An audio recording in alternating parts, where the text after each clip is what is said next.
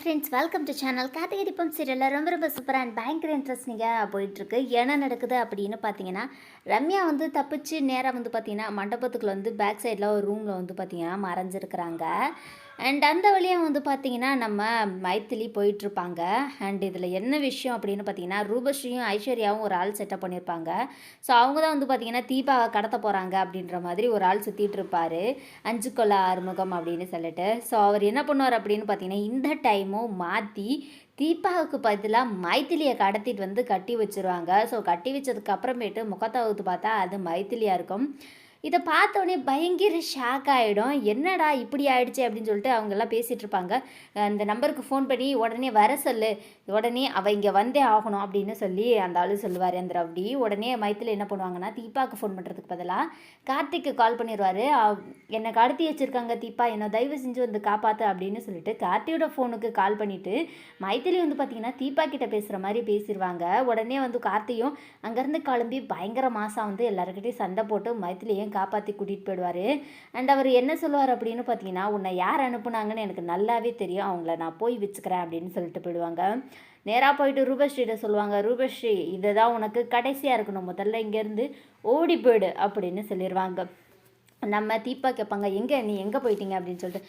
இல்லை தீபா, வெளியே ஒரு சின்ன திங்ஸ் வாங்க வேண்டியது, அதனால் கார்த்தியும் நானும் போயிட்டு வந்தோம் அப்படின்னு சொல்லிடுவாங்க.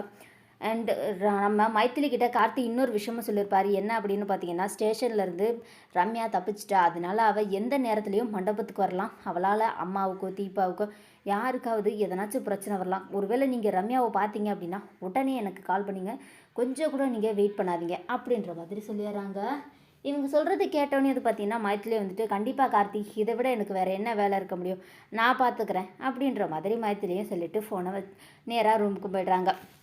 ஆனால் யார் கண்ணுக்கும் படாமல் தீபாவோட ரூமுக்குள்ளே போய் ஒரு பாத்ரூம் ஓரமாக ஒளிஞ்சுக்கிறாங்க நம்ம ரம்யா.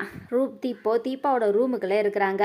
ஆனால் இதை யாருமே பார்க்கல. தீபா மாதிரி முகத்தோட எல்லா பாவனையும் அந்த ஒரு ஃபேஸ் மாஸ்கெல்லாம் போட்டுட்டு அப்படியே ரெடி ஆகிடுறாங்க. பார்க்குறதுக்கு அச்சசலாக தீபா மாதிரியே இருக்கிறாங்க ரம்யா. இப்போது தீபா பாத்ரூம் போகணும் அப்படின்னு சொல்லிட்டு டோரை ஓப்பன் பண்ணும்போது தீபாவை கட்டையால் அடித்து அப்படியே தீபாவை மயக்கம் போட வச்சுட்டு தீபா மாதிரியே இருக்கிற ரம்யா பார்த்திங்கன்னா ரூமை விட்டு வெளியே வந்துடுறாங்க. கொஞ்ச நேரத்தில் மைத்திலையும் மீனாட்சி தீபா என்ன பண்ணிகிட்ருக்க, ரூம்லே சீக்கிரம் வா, உன்னை எப்போ கூப்பிட்டாங்க, சடங்கு செய்யணும்னு சொல்லி கூப்பிட்டாங்கல்ல, வான்னு சொல்லிடுறாங்க. இப்போ பார்த்திங்கன்னா ரம்யா என்ன பண்ணுறாங்கன்னா, தீபாவை கட்டி வாயெல்லாம் கட்டி கட்டில் கீழே பார்த்திங்கன்னா தள்ளி விட்டுட்டு போயிடுறாங்க. ஸோ இங்கே கார்த்திக் பக்கத்தில் உட்காந்து சடங்கெல்லாம் செய்யும்போது ரொம்பவே சந்தோஷமாக இருக்குது ரம்யாவுக்கு.